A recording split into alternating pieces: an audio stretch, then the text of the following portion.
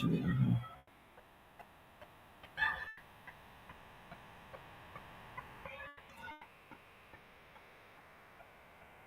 Hello.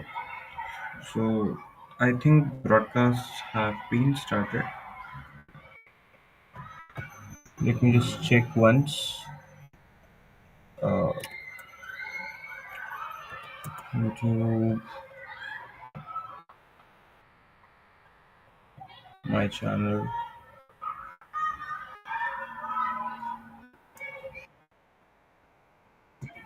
Yes. So my voice is coming. So yeah, let's start. So we will be talking about thermodynamics. So not about the little things. So let's start from very beginning. So this is basically a revision section. It will be a thorough revision, but not of all the topics, only the important topics. Like every topic will be there, but all those small little baby kind of topics won't be there. So yeah, thermodynamics. What is system surrounding and boundary? We all know. What are different kinds of boundary? We all know the real boundary, imaginary boundary, movable boundary, fixed boundary, diathermic boundary, adiabatic boundary. We all know all of these systems. What are different kinds of system? We all know. Then comes what are different kinds of processes. Here we need to have a clarity. One is extensive properties. Extensive properties, and other one is intensive properties. So intensive properties are those which do not depend upon which are independent. Once again, so intensive properties are those who are independent of the amount of substance we have taken into consideration. Like for example, the legendary example, a gold bar is there, and the then let's say this is 1 kg gold bar, and there is another 500-gram gold bar, 500 grams. So what is similarity between these two? Their density will be same, and other than their conductivity will be same, or conductivity will be different. Resistance will be different, but resistivity and conductivity will be the same. And all other things which you can think upon, for example, dry. uh, other things like mass or volume and all of these things won't would change upon changing the amount of gold we have taken into consideration. So when the property is changing depending about the amount we have taken into consideration, then those properties are called extensive, and the remaining properties are called intensive. Then comes another definition. Then comes another classification of processes. So processes are of different kinds. Processes are of different kinds. One is isothermal, then is adiabatic,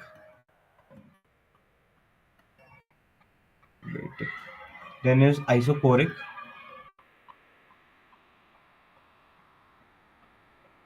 and isoboric, adiabatic, isothermal, isobaric. So majorly these are the four types of quantities. In isothermal, temperature remains constant. In adiabatic, amount of heat of given to a no heat can be given to a system or taken out of the system. So total Q is constant. Delta Q is equal to zero. That means, and in isoporic, the volume or work done upon volume is constant. And then comes isobaric. So isobaric is when pressure remains constant. So after that, there is functions, not mathematics functions. Similar to them, there are two kinds of functions: path functions and state functions. So path functions are those functions which depends upon the process or the path you have taken upon to do something. Like for example, let me just work and heat. If you do a work in one way, let's say if you do a work in isobaric way and in isochoric way, it can be that both works are same, but in most of the cases, if the processes undertaken to do the work are different, then work is different. In some certain cases, it can be same, but majorly it is different. It depends upon the path taken in to do the work. And then comes heat. Now there are different processes through which heat can be released or heat can be given. So heat also depends upon the path, and then state function, which does not depend upon path. All other enthalpy, uh, all other kinds of things, enthalpy, internal energy, everything is uh, state function. Then comes two kinds of processes: reversible processes, irreversible processes. So reversible processes are done slowly, and irreversible processes are done very fast. Like uh, if there is a container and piston is there, and there is some pressure P inside, and some pressure is applied by piston to outside, so P external. So if P external is much more than P internal, then what will happen? It will push the piston inside, but it will push the piston inside, obviously, but it will push the piston in just a couple of seconds or something like that, in a very short period of time. So since it will push the piston in very short period of time, the work done here will be irreversible, and the work will be reversible if this pressure difference, P inside and P external, is very less. So yeah, that is the major difference. And then comes this takes infinite step if pressure. Let me reverse, and this is irreversible. So in irreversible, since pressure difference is very less, so it does not happen just as quickly as in the case of irreversible. So reversibles take infinite steps to complete, and this takes finite steps to complete. I will explain what is this infinite steps, and then this is an ideal process. Irreversible is ideal. Irreversible is ideal, and irreversible is not ideal.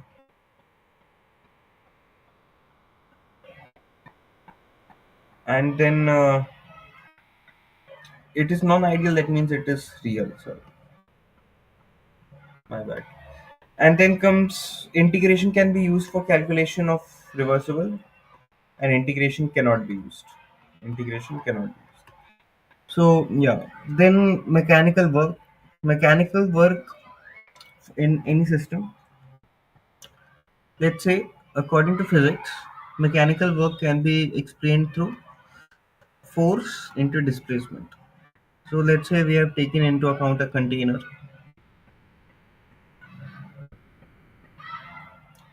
Upon uh, let me.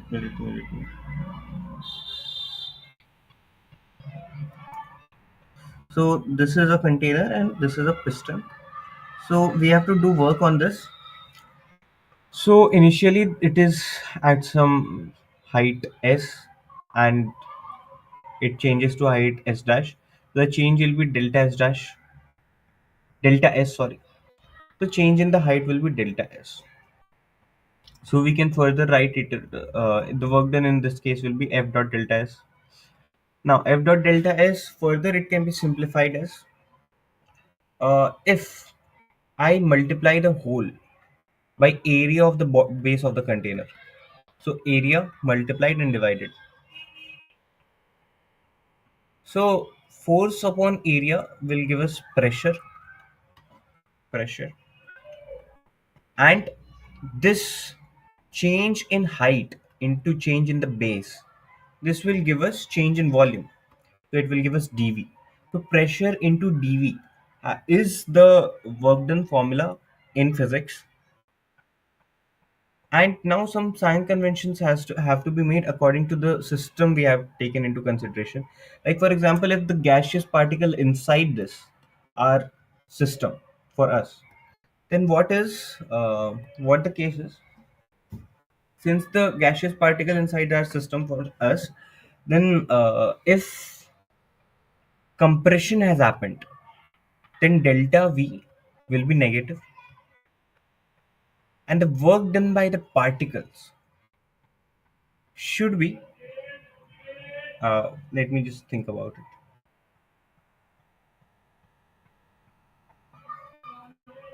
The work done on the particle should be negative since it is P delta V. But in case of compression, since the outer surrounding is doing work on our system, uh, let me just think about it. So yeah, let's say for example, there is piston and gaseous particles are inside.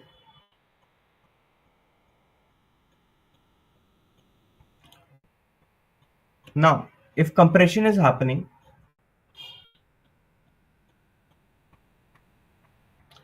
then work is happening on the particles. So if compression is happening, then work is done by the outer surrounding. So net work done is negative. Net work done by the particles is negative. So in the case of compression, the work done should be negative, and in the case of expansion, the work done should be positive. If we take surrounding into consideration, but when we take system into consideration, we just look at how much work the system has been worked upon. Like if gaseous system is in our consideration, then if we do compression, then what will happen, work will be done on the particles by someone else, so that will lead to increase in the net energy of the system, so we will take it as positive. So when compression happens through formula P delta V, we should get positive work. Positive work. So minor change should be done in place of P delta V. It will be minus P external into delta. A minus sign has been put upon so that we get positive work during compression because it is increasing the energy of the system. Okay. So yeah, this was the whole concept behind P external into delta V. Now let us just talk about calculation of work. Calculation of work. So according to gaseous laws, gaseous laws,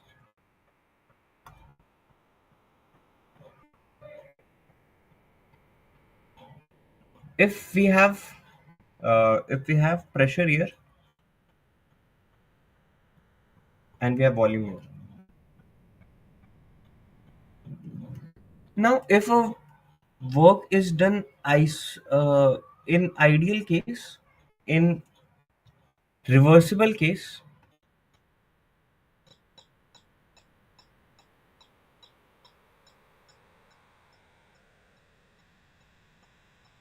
then readings will be like this: pressure and volume. This will represent a hyperbola.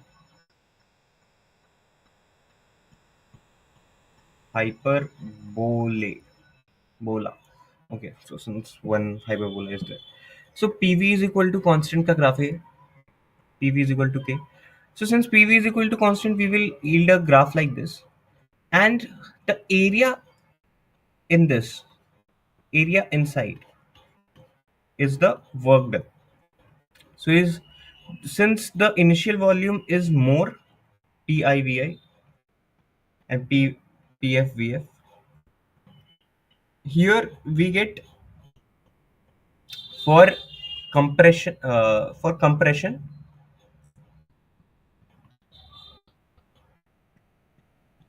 and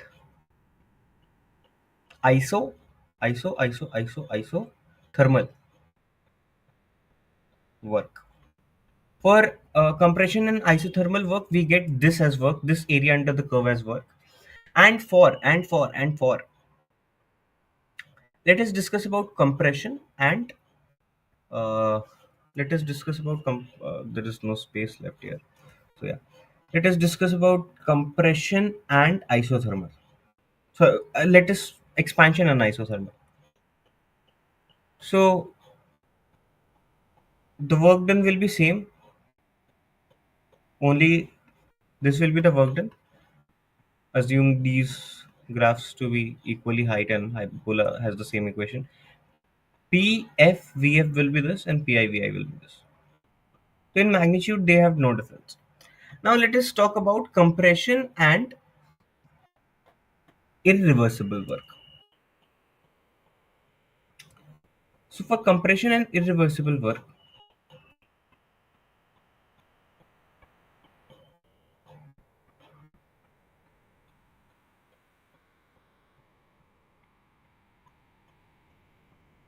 let me just erase. Let's say P initial and V initial. This is the work initial, and the second reading we will get will be P final V final. P final V final. Now, according to the formula, we will use P external into delta V. So, P external into delta V will be what? Like P here is P external and V. So, the important concept here is we always, while calculating work, we take final pressure because finally the pressure of the system and the piston will be same after the whole work will be done. So we take P final and P final as the pressure in P delta V formula minus P delta V formula. So here delta V will be V initial minus V final. So it will be this height, and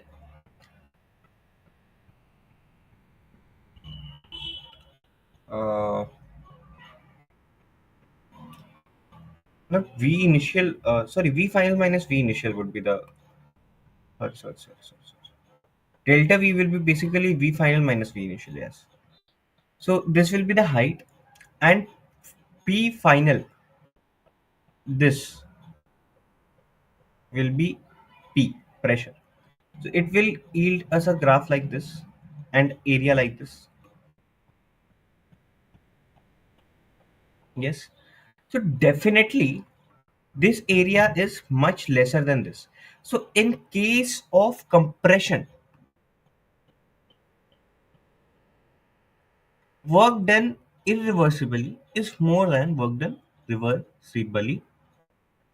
Sorry, work done reversibly is more than work done irreversibly. And in case of expansion, the opposite will happen since P final and V final will have different meaning. Let us take an example of expansion. Then if it would be expansion, then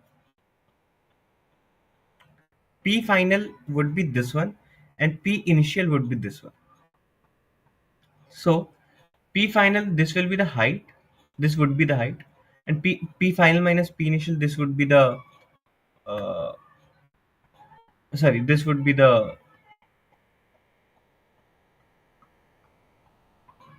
wait a second, this would be the width of the area.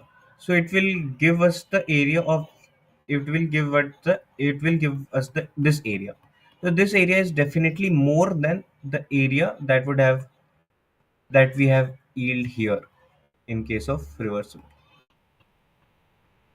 So reversibly, if the work is done, work is same in both cases, but irreversibly in case of expansion and contraction.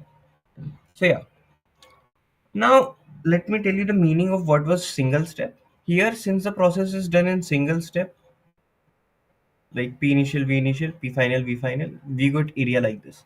Let's say, for example, there was, let me draw it completely and neatly. Delete.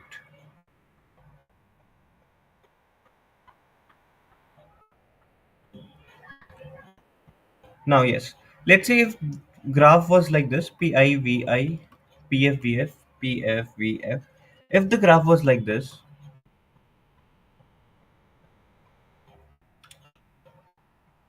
then there would be a mediocre step here, P dash V dash. The reversible work would be the same, but in irreversible, we would add upon the works of this and this, and that would yield us a greater area that I am drawing by pink. So in case in when we do the work in two steps, we got a greater area than in the previous step. So if we will do the work in infinite step, we would get equal area as reversible in irreversible also. So basically infinite step means we have done the entire thing reversibly only. So yeah.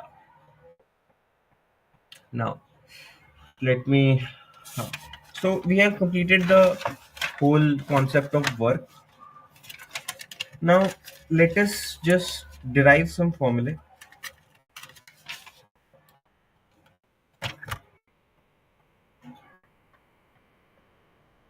Now yes, we know that PdV is equal to work, and that will let's PdV will be equal to work, will be equal to d work, small change in work. Now for let us start with for isothermal.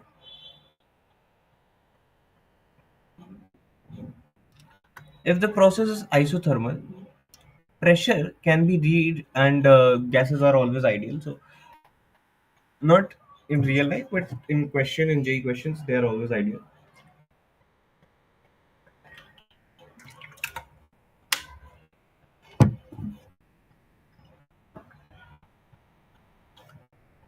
So pressure here is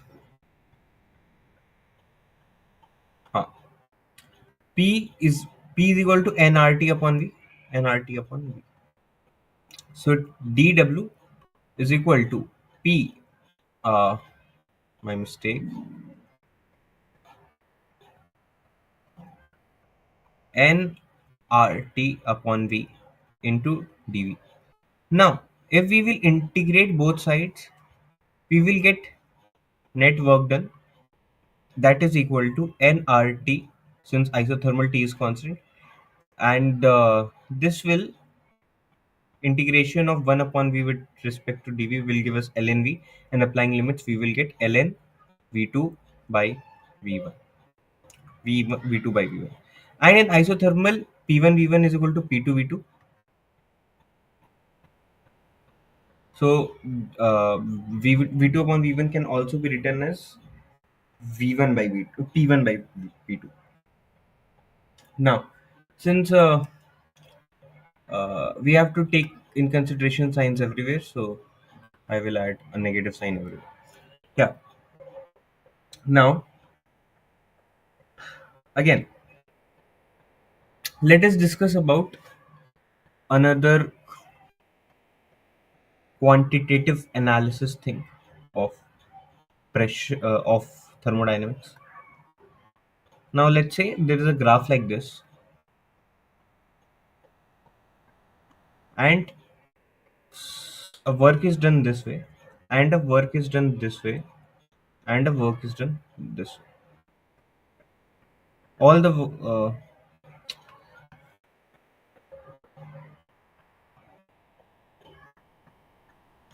work is done this way, work is done this way, and work is done this way. So, which will yield maximum work? It is obvious that this is pressure, this is volume. The area under the curve will be maximum for A, and followed by B, and then lastly C. So since the area is always greater than this, so initial process, let's take, if a process is done in this manner. Firstly, from let's say this is P, this is Q. If the process is done from P to Q, then what is happening is final volume is greater than initial volume. Then this is case of expansion,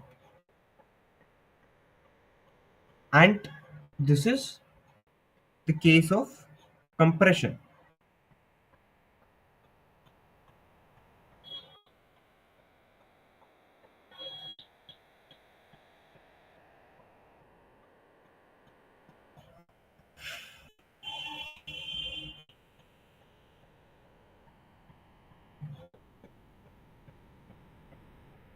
So is it possible to attain these two?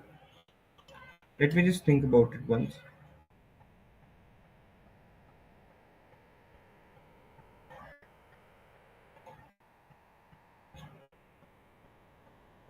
Yeah, if the process is done reversibly,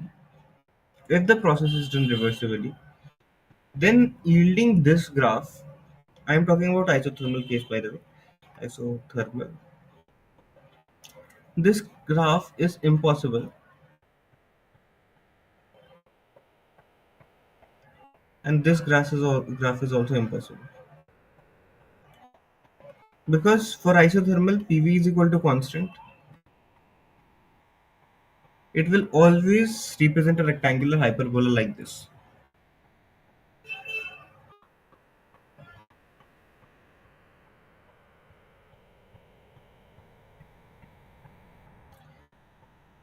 What I was trying to explain is, let me just write it once.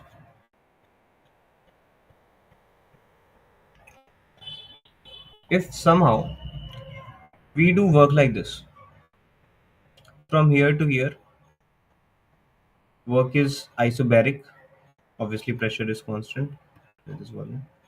And then we do some isochoric work, that means net work done is zero, and then we do this. So if we do work like this, what will be the initial area?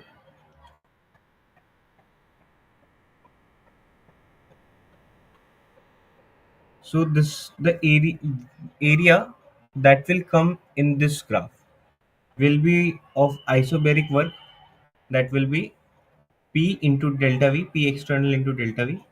So this complete orange area will be there. In case of this isothermal, the area will be like this. Ah, forget whatever I was explaining. I was trying to explain, that was some thought that came to my mind about clockwise and anti-clockwise, but yeah. So let us just now jump to laws of thermodynamics. So the first, the zeroth law of thermodynamics. If A and B, if it is basically Euclid's lemma, if A is equal to B and B is equal to C, then A is equal to C. Now, in for thermodynamics, this can be written as, if A and B are in thermal equilibrium and B and C are also in thermal equilibrium simultaneously, then A and C are in thermal equilibrium. Obviously, thermal equilibrium means that temperature of both are same. So if A has same temperature with B and B has same temperature with C, A will definitely have same temperature with C. So yeah, this is zeroth law. And then comes first law. First law of thermodynamics says delta U is equal to delta Q plus delta W. So delta U represents internal energy of the system.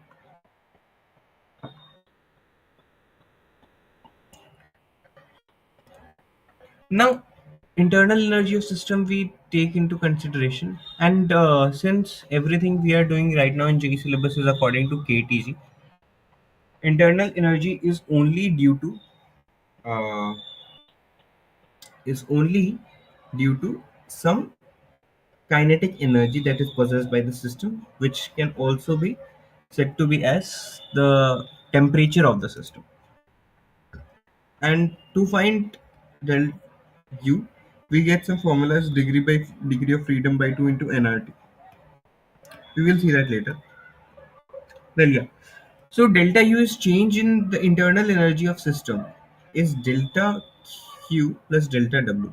So to change energy, we can do only two things. If some gas is present in a piston, then either we can, to change its temperature, which is delta U, we can either push it or make it pull something, uh, through which it will lose some energy to do this work, and by that its kinetic energy will decrease, and hence it will do some and hence it will change its internal energy. Or other way is we give it some extra heat from below. We just let me make,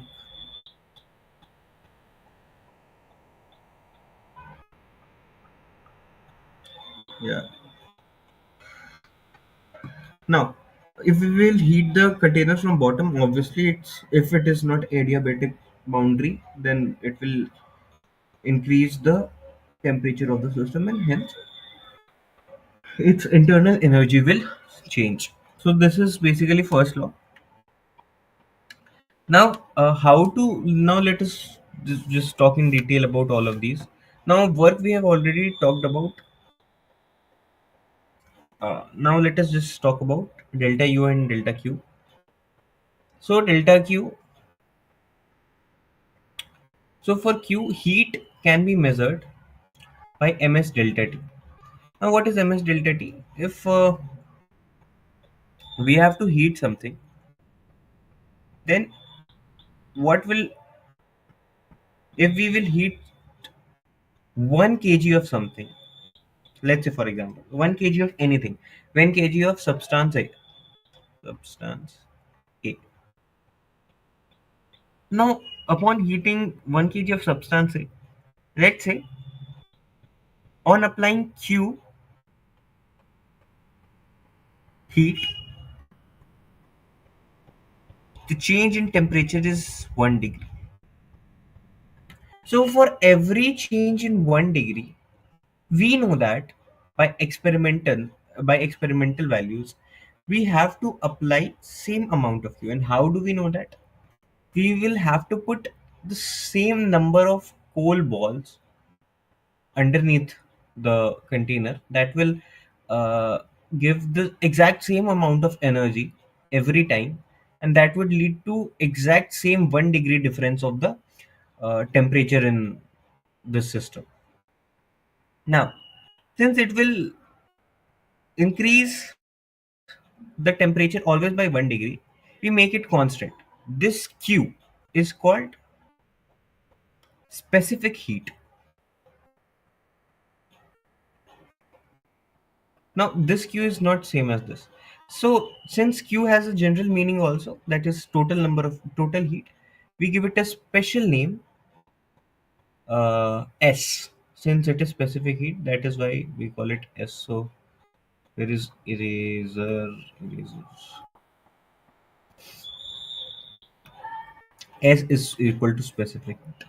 Now we know that for one kg of substance, it, and for specific heat, I think, if I'm not wrong, then it is not for 1 kg of substance, it is for 1 gram of substance. By convention, 1 calorie per gram. So, since for 1 kg of substance, it will give some not so comfortable with values. That is why we change 1 kg to 1 gram and then define specific heat, so that for general scientific calculation, it is really easy to work with it. So S is in, so now we know that for 1 gram and 1 degree temperature, S is the heat needed. So for m grams and 1 degree, we will multiply it by the m, and for delta t degree of delta t change of temperature, then we can multiply it by delta t. So this is a simple formula, simple derivation. Now this was for physics. Now for chemistry, we have to generally look for uh, S, and we have a special kind of S in chemistry. There are two S. One is CV and one is CP. Now CV is, now it is specific heat or molar heat capacity. C is molar heat capacity. Now as the things were defined there for 1 gram, here things are defined for 1 mole. Like if we talk about specific heat of C6H6O11, let's say C6H6O11, then it will do it for 1611 ja is 176. So 78 plus, so yeah, uh, 182 plus 72, that will give 140, 244 plus 10, 254. So CV for this substance means that for 250 degree, for 254 gram and 1 degree temperature increase, S is the heat needed. Yeah. Now, that is how we define molar heat capacity. And what is the significance of C and V? Since we know that Q is Q is Q is what?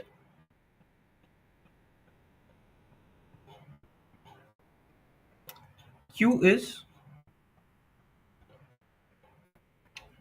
Q depends upon the path it takes. Like if we heat something, we can heat in two ways. So if we heat something while keeping its volume constant, then whatever for 1 mole heat comes out to be and 1 degree temperature, it is called CV. And when we keep the pressure constant, then it comes out to be CP. Now, let us just see what is the difference between two. Let us take a container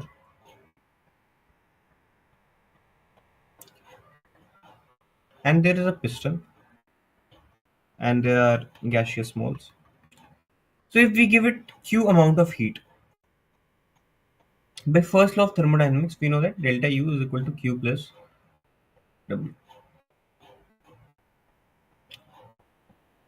Now, if we give it Q amount of heat, it can either use its heat to change delta U or temperature, or it can use its heat to change the orientation of this piston. That means to do work. And if somehow we don't allow gases to do work on this particle system, then this delta W will be 0, and then delta Q is equal to U.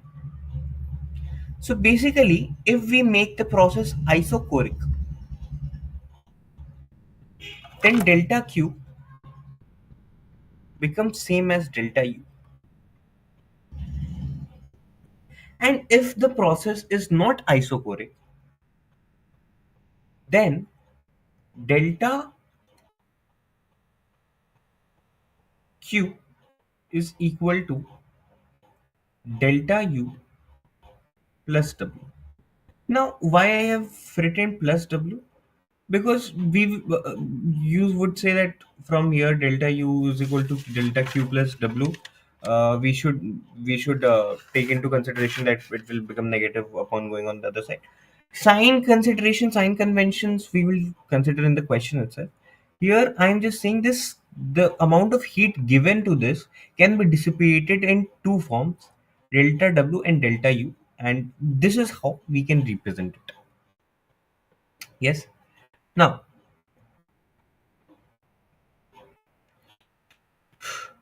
now since Q for let's now discuss about CP and CV. Since in CV, all the Q is being used to temperature rise the temperature, and no none of the uh,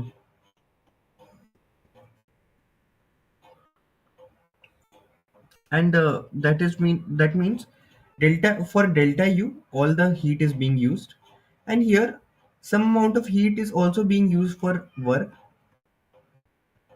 Now this to find CP and CV, we can just we can from here we can just tell that the value of CP will always be greater than CV, because for CP Q has also do some work on the on this is on surrounding, whereas for CV all the Q that we are given is being focused to do work of changing the temperature by 1 degree. Now, since it is changing the temperature by 1 degree, this will so the different this will be lesser. So CV is always lesser than CP, not very lesser than, but yeah. And the difference between two will be W. So now CP minus CV. So delta U will cancel out. It becomes work. And what is work? Now work is P into delta V. And what is P into delta V? P delta P into delta V is delta nRT. So since number of moles we keep constant, that is equal to 1 per here, R into delta T. And now delta T is also equal to 1 degree Celsius or 1 Kelvin. Therefore, Cp minus Cv always comes out to be R. And it is also called Mayer's relation.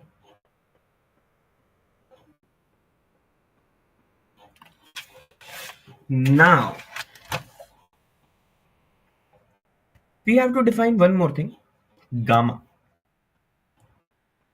Gamma. So basically, while calculation of thermodynamics, especially in adiabatic cases, we get uh, gamma. We get to use gamma. We get to use this ratio, Cp upon Cv, most of the times. So we just instead of saying the ratio of Cp upon Cv, we say gamma. So gamma is also known as Poisson constant. I don't know the spelling, so I won't write. It is also known as Poisson coefficient. And gamma is, will always be greater than 1 because Cp is greater than Cv. Now let us just move ahead. Now for isochoric, we know that delta U is equal to N Cv delta T. Yeah. For isochoric, delta U will be NCV delta T.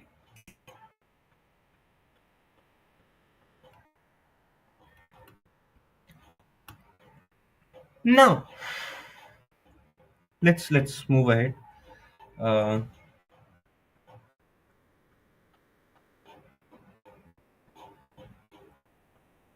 Let us talk about enthalpy.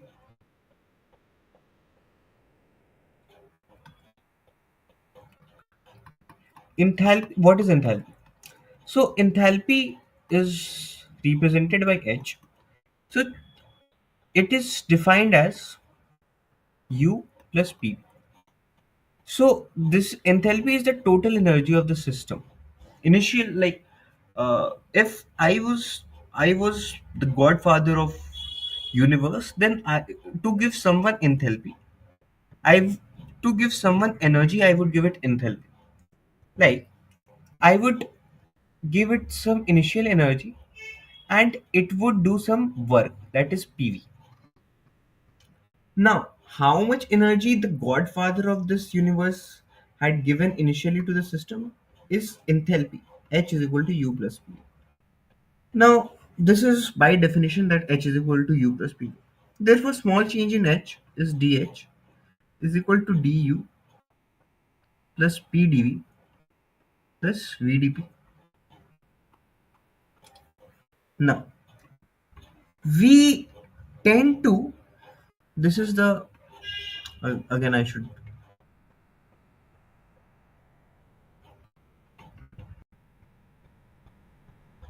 now while doing work, if pressure is kept constant,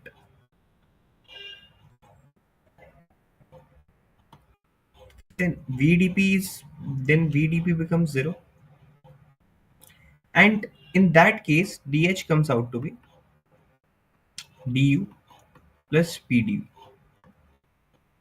That means dH comes out to be, now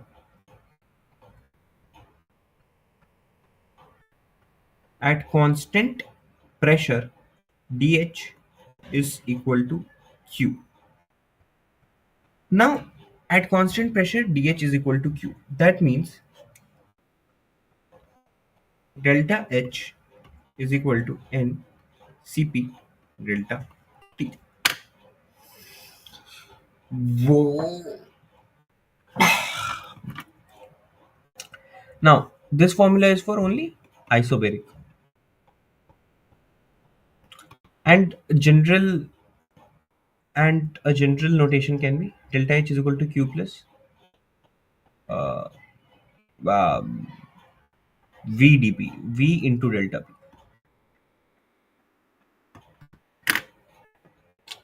Now let's go forward to calculation of work. Uh,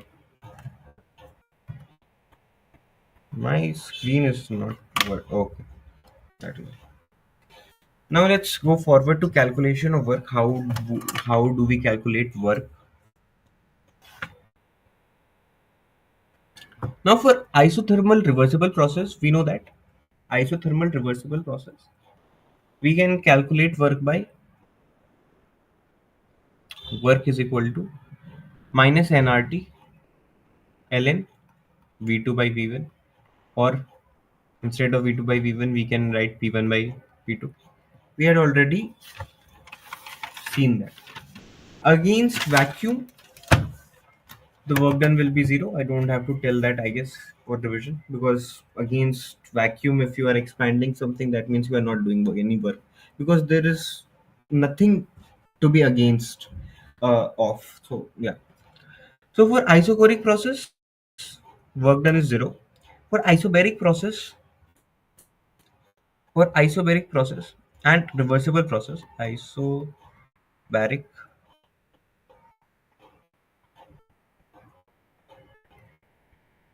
So PV is equal to constant. We use that, and we do P dot dv integration to find out work, and it's a negative. So yeah.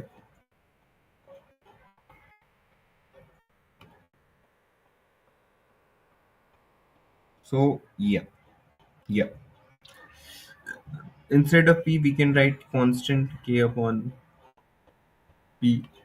That means nRT upon v dot dv, and then we.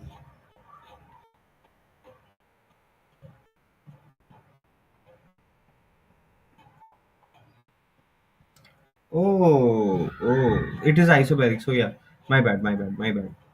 That is why I was thinking कि कुछ तो गड़बड़ है यार.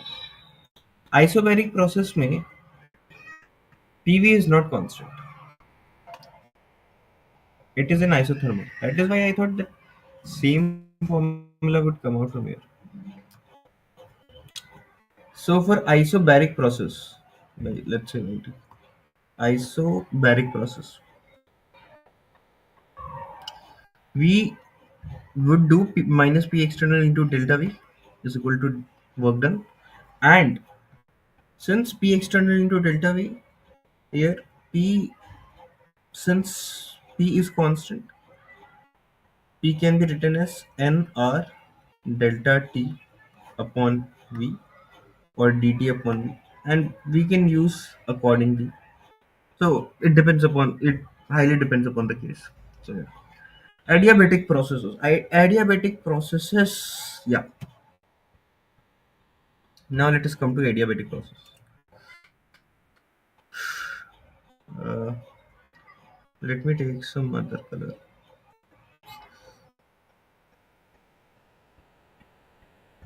Let me take this. Okay. Now adiabatic process.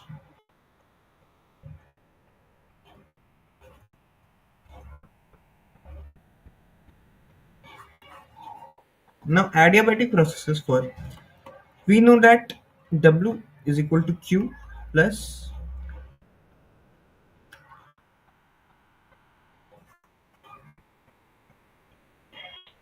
we know that U is equal to Q plus W. Or like I should not make this statement without any context. So let me make a more of a general statement, that is heat given is equal to work done plus internal energy. Now since Q is equal to 0 in adiabatic process, we would think that work done is equal to minus U. So change in energy, minus U is always uh, always independent of path. So it is a state function. Accordingly, work done will also become a state function.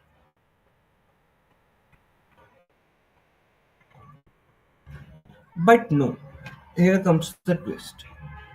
For it to become a state function, let me take imagine a graph.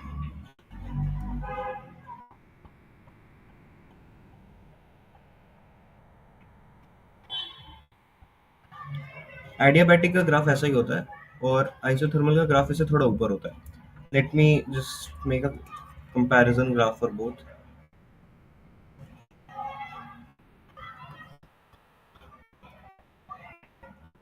This is adiabatic का graph, then this is isothermal का graph. I'm not good with drawings and especially on this. So, yeah. So adiabatic and isothermal. Adiabatic. Adiabatic का graph ऐसा होगा.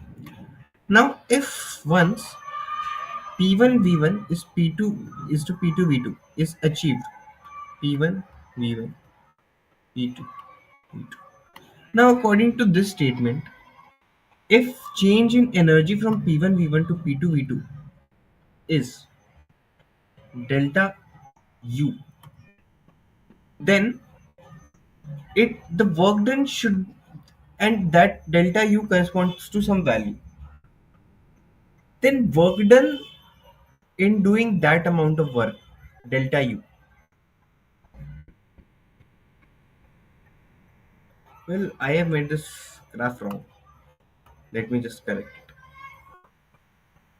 There are two hyperbolas, and hyperbolas won't meet until and unless they are, yeah, at 2 points. They won't meet.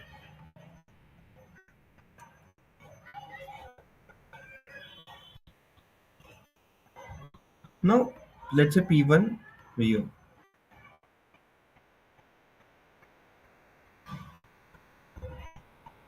Now, for a newbie, since W is equal to minus U in case of adiabatic, what a person can do is to attain from P1 V1 to P2 V2, he would use the formula of NCV delta T. As in case of isothermal, this is the formula of delta U or work. And since this delta U is same as W in case of adiabatic, they would be equal.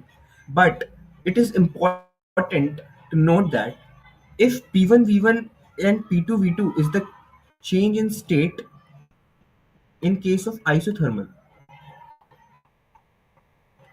from P1 V1 to P2 V2 won't be possible since the graph will never intersect again. P2, if P2 is also V2 is also attained, then P2 will become some P3.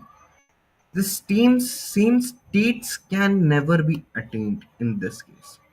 So to attain and even if P1 V1 and P2 V2 is attained, then temperature, that means PV is equal to constant ka K will become different for these. So P1 V1 T1 as a pair with P2 V2 T2 will never be the same. So how do we calculate work done? So here is where gamma comes into play. Let us now just look into the derivation of adiabatic. Should we do the derivation in revision video? I think we should not. So let us just remember how to do the calculations in case of adiabatic. For adiabatic, what we can do is, since P1 V1 is equal to P2 V2 is the case of isothermal,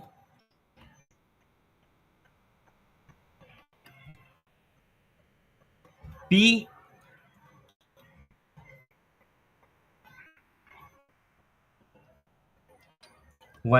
V की power gamma V1 की power gamma is equal to P2 V2 की power gamma. This remains constant.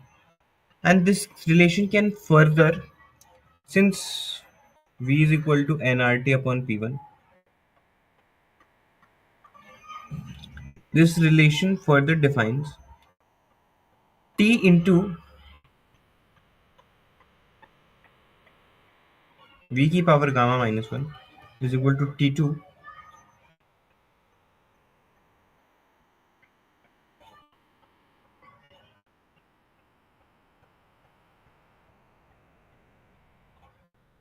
and similarly pressure and temperature relation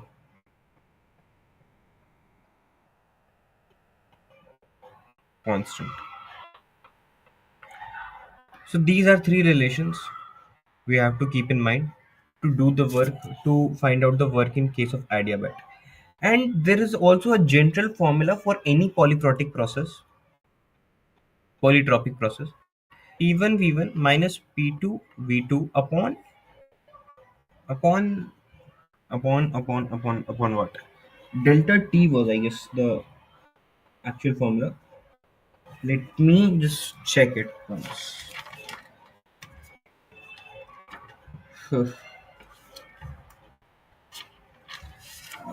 I know the formula, but I don't want to say anything wrong here. So that is why for polytropic processes, upon gamma minus 1, sorry, upon gamma minus 1 is equal to the work done P2 V2 minus P1 V1 upon gamma minus 1. And if there is some need of finding temperatures, then we can use these formulas. Now,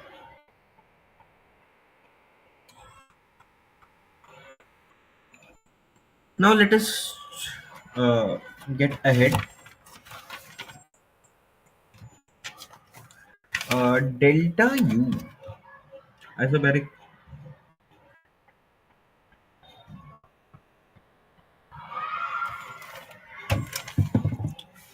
Now,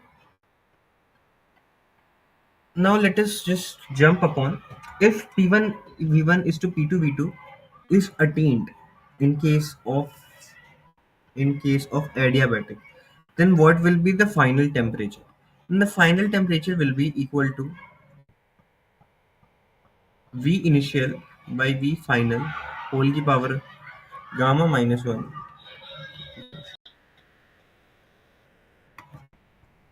T final is equal to T initial into V1 upon V final की power gamma minus 1. Now let us just get ahead with this.